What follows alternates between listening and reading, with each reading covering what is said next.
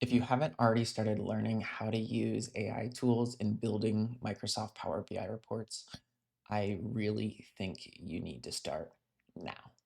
And in order to demonstrate to you just how much these AI tools are going to change the Microsoft Power BI development process, and have already changed it already, in the background of this video, which some of you might have noticed is in a different style than my normal video, I'm going to be prompting and interacting with a custom GitHub Copilot sub-agent that I built that specializes in building out HTML5 visuals. How many of you can say that you are a Power BI HTML5 visual specialist? Not many.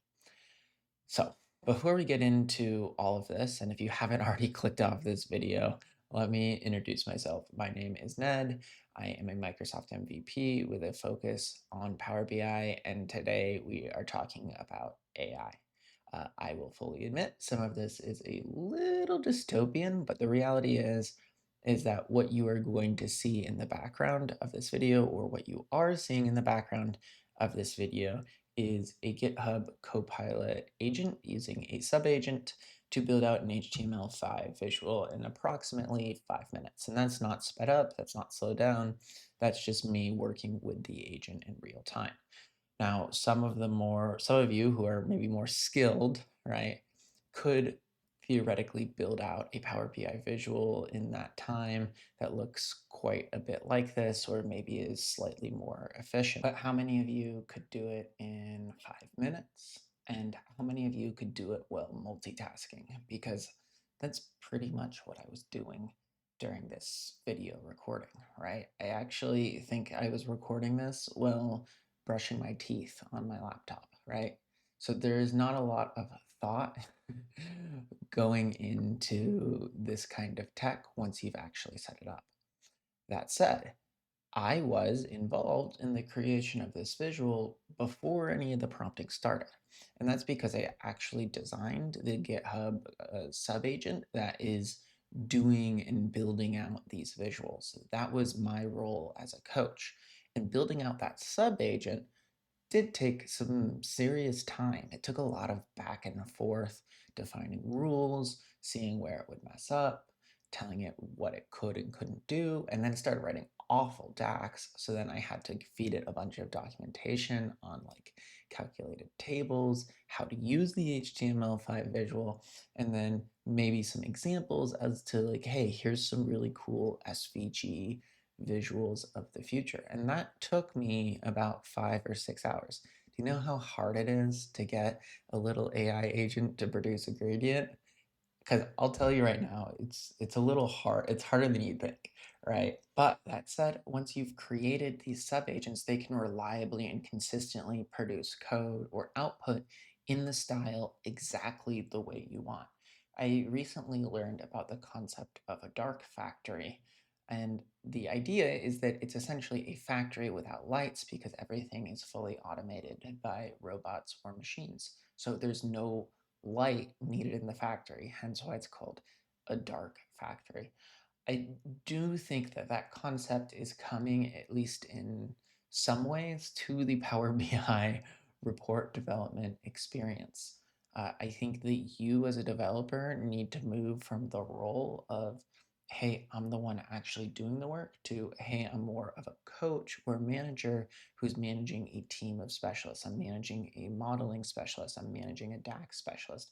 In this case, I'm managing an HTML5 visual specialist who knows more about the HTML5 visual than I will probably ever care to know, right? But I've coached it and I've shaped it the way that it's outputting its work into a style that I want. So how do I think the AI boom or LLMs are going to change our workflow? In summary, I think you're going to move from really being more of an individual contributor to a coach of agents, which I think is going to be a really interesting development. And that I think you are going to have to learn on how to interact with these tools in a productive way and build sub-agents that don't go haywire. So everyone keeps on talking about agents and skills, and what actually are they? Well, they're just pretty much simply text files with a brief description, a list of tools that the LLM is allowed to use when acting as that agent, and then as an input block and an output block, along with some kind of style guidelines. So, like for example, I might have a style guideline in my agent around DAX. I might have a style guideline or tips around, uh, hey, here's how to build visuals. And then I also might have some sample commented code. That was actually a real pretty big learning for me early on in this HTML5 sub-agent process, right? Was learning that the agent actually just wants commented code more so than it wants me defining a bunch of hard rules. Because if I can say, hey, copy this code style and adhere to the comments in the sample code, it would run a lot more efficiently. It's kind of a mindset shift away from thinking like, hey, I'm interacting with a human, I'm going to define things the way a human might want them, into no, I'm interacting with a mathematical model. I need to define them the way a mathematical model might want. So what does my agent file actually look like? Well, as you can see, I have some metadata up here around how and when to use the agent, right?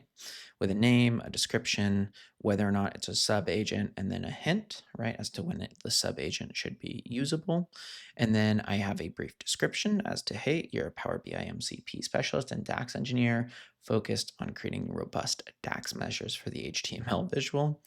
A persona section where I'm talking about who the person is and like what it's outputting, the project knowledge, right? So kind of, hey, here's the tools that you can use, here's the visual mechanics, here's how the HTML5 visual always works, a list of tools, boundaries, right, as to what it always should do, where it should ask, and what it never should do, standards, right? So code standards with comments, right? So this is what I was talking about. And this completely changed the way the visual was behaving, right? And then some tips and trips on advanced DAX, SVG, and engineering rules. So uh, like, hey, here's how to use a remove filters. Here's how to calculate a table.